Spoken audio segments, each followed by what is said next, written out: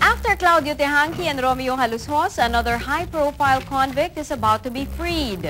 Baka nga maging literal pang araw ng kalayaan ng June 12 para sa convict na si Rolito Go. That's our top story from Andrea Bautista. Ito na, ito na, ito na, ito na. Napunta ng munti si Rolito Go dahil lang sa init ng ulo. 1992 nang mabaril at mapatay niya ang nakagitgitan niya sa traffic. Dahil naka 16 years na siya sa bilibid at dahil na rin 61 years old na siya, eligible na for parole ang dating negosyante. Malaki ng pagbabago sa nung mula nang pumasok ko rito, yung ugali ba na yung madaling uminat ng ulo.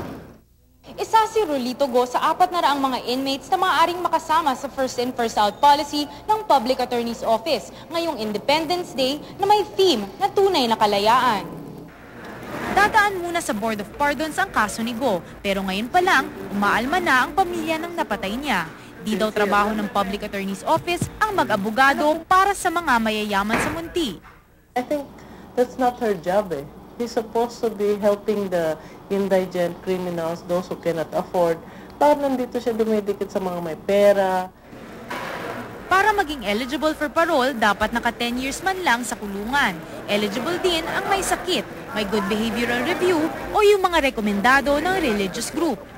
Na napakaganda, Independence Day, June 12, Araw ng Kalayaan. Sana po ay hipuin ng Diyos ang puso ni Pangulong Gloria para palayain na itong mga lolo't lola. Bago pa siya na-convict sa pagpatay ng estudyanteng si Eldon Mugwan, ay tumakas si Go mula sa Rizal Provincial Jail. Ilang taon din siya nagtago, bago siya muling nahuli. Nakailang apela sa Korte Suprema, lahat denied. Tinanggap ko na yung pagkakamali ko, kailangan yung mga anak ko, nakakaawa. Nagsorry na din si Go sa pamilya ni Mugwan, kaya lang... To forgive is another, to get justice is a different. Tingin ni Grace Mugwan, hindi sincere si Go. Kahit ano daw ay gagawin niya para lang makalaya. Andrea Bautista, The Evening News.